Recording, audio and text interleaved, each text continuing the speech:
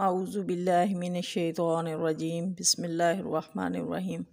اللہم صلی وسلم علی نبینا و حبیبنا محمد وآلہ وصحبہ وبارک وسلم ان اللہ و ملائکتہ یصلون علی النبی یا ایہا الذین آمنوا صلوا علیہ وسلموا تسلیما۔ حق تعالی شانہ نے قرآن پاک میں بہت سے احکامات ارشاد فرمائے، لیکن کسی حکم یا کسی اعزاز و اکرام میں یہ نہیں فرمایا کہ میں بھی یہ کام کرتا ہوں تم بھی کرو۔ یہ اعزاز صرف سید الکونین فخر عالم صلی اللہ علیہ وآلہ وسلم کے لیے ہے کہ اللہ سبحانہ تعالیٰ نے صلاۃ کی نسبت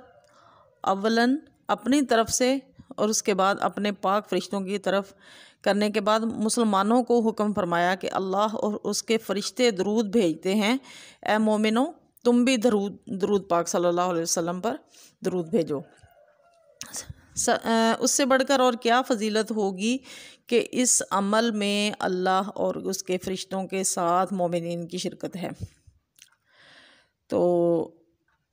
یہ ہے کہ حضرت روایت ہے، ایک حدیث شریف کا مفہوم ہے،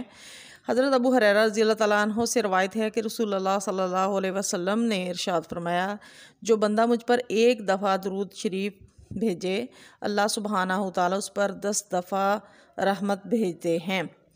اس پر یعنی 10 دفعہ درود بھیجتے ہیں۔ فائدہ اس کا یہ ہے کہ اللہ تعالیٰ کی طرف سے تو ایک ہی درود اور ایک ہی رحمت ساری دنیا کے لیے کافی ہے۔ ایک دفعہ درود شریف پڑھنے پر اللہ تعالیٰ کی طرف سے 10 رحمتیں نازل ہوں گی۔ تو دوسری روایت میں ہے دوسری روایت اسی طرح سے ہے کہ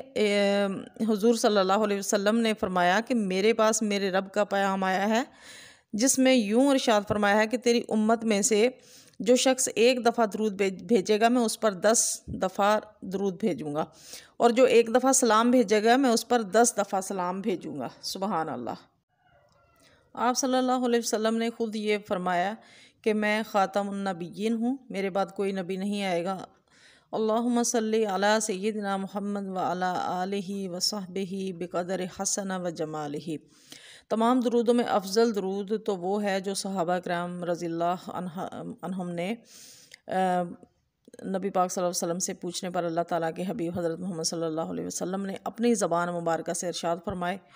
ان میں اکثر وہ ہیں جو درود ابراہیمی کہلاتے ہیں، یہ جو کہ ہم نماز میں بھی پڑھتے ہیں۔ یہ درود مخصوص کیفیتوں اور الفاظ کی معمولی کمی بیشی کے ساتھ صحیح حدیثوں میں آئے ہیں،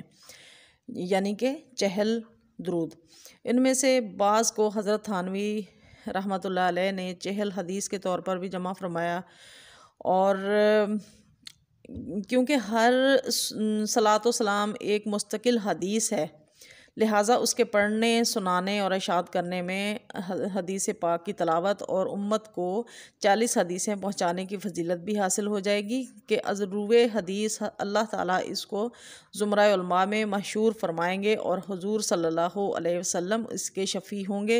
یعنی اجر درود اور اجر تبلیغ حدیث حاصل ہوگا۔ سلف صالحین سے نقل کیا گیا ہے کہ اللہ تعالیٰ کے تمام اسماء حسنہ کے قائم مقام ہے، اور حمید مجید اللہ تعالیٰ کے 2 ایسے مبارک نام ہیں جو تمام صفات جلالیہ اور جمالیہ کے آئینہ دار ہیں۔ لہٰذا درود ابراہیمی کو پڑھتے وقت ان دونوں لفظوں کی معنویت کا خیال کرنے سے درود شریف کا کیف بہت بڑھ جاتا ہے۔ یا رب صلی وسلم دائما ابدا علی حبیبک خیر خلق کلہم۔ جیسا کہ میں نے بتایا کہ ہر درود پاک کا ایک مقام و مرتبہ ہے، کوئی بھی درود کسی دوسرے درود سے کم نہیں ہے، لیکن چہل حدیث کی فضیلت اتنی زیادہ ہے، اس کے فائدے اتنے زیادہ ہیں کہ ہم اس کا احاطہ نہیں کر سکتے۔ تو جس طرح سے ہمیں زیادہ سے زیادہ چاہیے کہ ہم اپنی مشکلات کو حل کرنے کے لیے، ہم اپنی پریشانیوں کو دور کرنے کے لیے ہم زیادہ سے زیادہ درود پاک جو ہیں چاہے کوئی بھی ہو اس کا ورد رکھیں،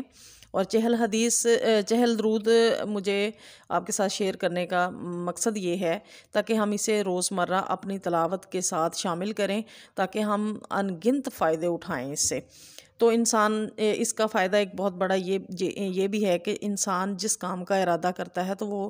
ناکام نہیں لوٹتا۔ سب سے بڑی بات تو یہ ہے کہ ہم اب ارادے کے اندر کتنی ہماری چیزیں ضرورتیں آ جاتی ہیں، تو انشاءاللہ العزیز اللہ پاک اس درود پاک کے صدقے ہم سب کی تمام مشکلات کو آسان فرمائے، تمام دنیاوی اور دینی تمام جو ہماری خواہشیں ہیں، ضرورتیں ہیں، وہ اللہ پاک تمام حاجتیں ہماری پوری کرے۔ جس طرح سے درود شریف پڑھنے کا اہل ایمان کو اس اہتمام کے ساتھ حکم دیا گیا ہے اور اس کے فضائل بیان کیے میں نے، اسی طرح درود شریف نہ پڑھنے کی بھی بہت سخت وعید آئی ہے۔ ایک چھوٹی سی حدیث میں شیئر کروں آپ کے ساتھ۔ آپ صلی اللہ علیہ وسلم کی ایک حدیث کا مفہوم ہے، آپ نے فرمایا اس شخص کی ناک خاک آلود ہو، یعنی ذلیل ہو، جس کے سامنے میرا ذکر کیا جائے اور وہ مجھ پر درود نہ پڑے۔ اس لیے ہمیں چاہیے کہ جس قدر ہو سکے درود شریف کا ورد کیا کریں ضرور، انشاءاللہ العزیز۔ السلام علیکم ورحمۃ اللہ۔